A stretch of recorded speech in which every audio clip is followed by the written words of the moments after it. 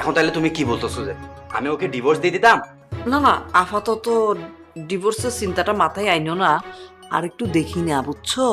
আমিও দেখি যে হাতে নাতে যদি ধরতে পারি তাহলে কিন্তু একটা ব্যবস্থা নিতে পারবো, বুঝছো? হ্যাঁ। কিন্তু আমার একটা কথা আমি বলে দিই, তুমি কিন্তু আমাকে একদম দোষ দিতে পারবে না যে, হ্যাঁ, আমি কিন্তু এই বিয়ে নিজের ইচ্ছা করি নাই, তোমার ইচ্ছাতেই করছি। আব্বা আস্তে কথা বল।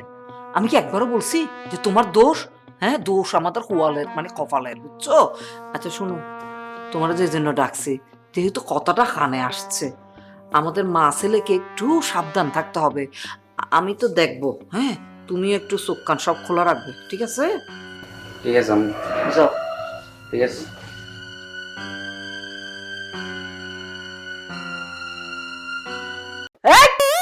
ওয়ান্ডারফুল, তোর কাছে আমার ওয়ান্ডারফুল শুনতে হবে? হ্যাঁ ম্যাডাম, আমার মাফ করে দেন, আমার ভুল হয়ে গেছে। জীবনে আপনার মেয়ের সাথে প্রেম করবো না, আমি পাশেও ঘুরবো না। কোথা থেকে প্রেম করবে? আমার মেয়ে তো বিয়ে হয়ে গেছে। বিয়ে হয়ে গেছে? আলহামদুলিল্লাহ আলহামদুলিল্লাহ, আমি বাইসে গেছি। আচ্ছা ম্যাডাম, দেখ, যা হয়েছে হয়েছে, ওইসবের জন্য আমি দুঃখিত, আমার মাফ করে দেবেন। মাপ আমি করতে পারি তোকে, কিন্তু আমার একটা শর্ত আছে। কি শর্ত ম্যাডাম? সেটা সময় হলে বলবো, এত তারা কিসের? আচ্ছা ঠিক আছে ম্যাডাম, সেটা আপনি সময় নিয়ে করেন, কিন্তু ম্যাডাম একটু খেয়াল রাখেন আমার চাকরিটার জন্য না যায়। আমার চাকরি খুব দরকার, চাকরি চলে গেলে আমি খুব বিপদে থাকবো ম্যাডাম। হ্যাঁ, তোমার চাকরি থাকবে কি না থাকবে সেটা আমি এই মুহূর্তে বলতে পারবো না, সময় হলেই সব আমি বলে দেবো। আচ্ছা ঠিক আছে, আমাকে চামেলি ম্যাডাম কোথায় দেখতেছি না? আমার জন্য ঠান্ডা পানি আনতে গেছে। কি বলতেছেন? উনি গেছে কেন? আমারে বললি তো পারতো। আমার সম্বন্ধে তো তোর কোনো আইডিয়াই নাই, আমার যে কত পাওয়ার তুই কি জানিস? আমি ইচ্ছে করলে তোর এই চামেলি বেগমের অফিসটা, ব্যবসা বাণিজ্য যা কিছু আছে আমার হাতের মুঠায় করে নিতে পারি। ম্যাডাম, আমি জানি, আমার বাপ দাদা সবাই জানে, কারণ আমরা সবাই মিলে আপনার সিনেমা দেখতাম। আপনি সাদারে কালো, কালোরে সাদা বানায় ফেলাতেন। হ্যাঁ, ওটা সিনেমা ছিল, এবার বাস্তবে ফেরো বাপু। এবার আমি যা বলবো তুমি তাই করবে। ঠিক আছে ম্যাডাম, সব করবো, সেটা আমার চাকরির জন্য না যায় সেই ব্যবস্থা করেন। খুব হয়েছে লেকচার, এবার কফিটা রাখো, এখান থেকে যাও। ম্যাডাম, আমার চাকরির জন্য না যায়। সেটা আমি দেখবো, যাও এখান থেকে। ম্যাডাম, আমার চাকরিটা যেন না যায়, ওনার কথাই সব হবে। ওকেই বানাবো বলির পাঠা। এবার দাবার চালটা ওকে দিয়েই চালবো। আরে আল্লাহ, যেখানে বাঘের ভয় সেই জায়গায় এক ভয়। এই দিন খান আমার অফিস পর্যন্ত চাই নাইছে, এখন যদি আমার চাকরি খাইয়ে দেয়, না না না, আমার চাকরি বাঁচাতে হবে। আমি কি করবো? আমি ম্যাডাম এমন এমন কথা বলবো, রিনা খান আর তার মেয়ের সম্পর্কে, বিয়ে তো ভাঙবেই, সাথে আমার চাকরিটাও বাইচে যাবে। আসুক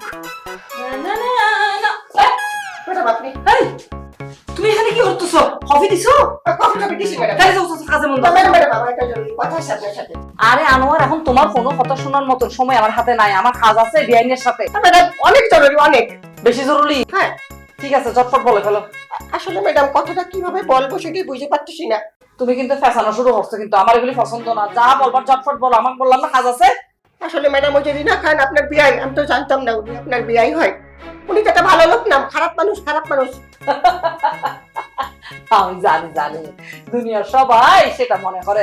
আসলে উনি তো ওই যে সিনেমাতে দজ্জাল শাশুড়ি, ওই যে টিসুম টিসুম এসব করে, তো সবাই মনে করে উনি খুব খারাপ। কিন্তু উনি যে বাস্তবে কি ভালো মানুষ, কি ভালো মানুষ, অমায়িক মানুষ যাকে বলে আর কি। ম্যাডাম, আপনি অনেক সরল সোজা, তাই বুঝতেছেন না।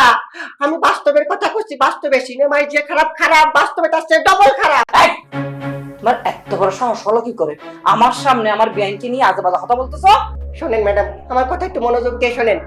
ওই রিনা খান আর তার মেয়ে একসাথে অনেকগুলো ছেলের সাথে বিয়ে ঠিক করে, তারপরে বিয়ে বাবুর তাকে কাছে টাকা পয়সা সোনা দানা সব হাতায় নেই, তারপরে বিয়ে ক্যান্সেল করে দেয়। ঠিক এইভাবে তারা যে কত মানুষকে সর্বশান্ত করে দিচ্ছে তার ঠিক নেই ম্যাডাম, আপনারও ক্ষতি করবে। এই আনোয়ার, বেশি উল্টাপাল্টা কথা বলতেছো কিন্তু। তুমি কি আমাকে কোনো তথ্য প্রমাণ দিতে পারবে? তোমার নিজের চোখে কিছু দেখাচ্ছো তুমি?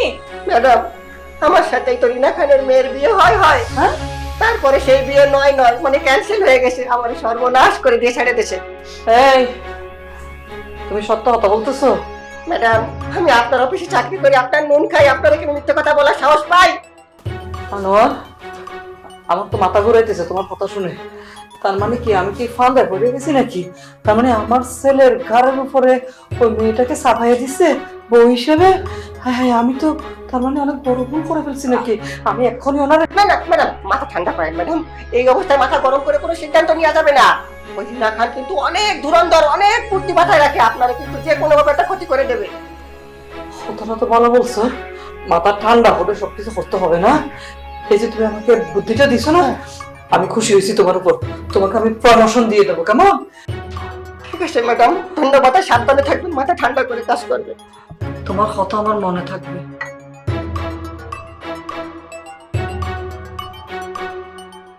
দিছি প্যাস লাগায়। এবার রিনা খান বস, আমার চাকরি খাচ্ছিলে তোর মেয়ের সংসার থেকে কিনা।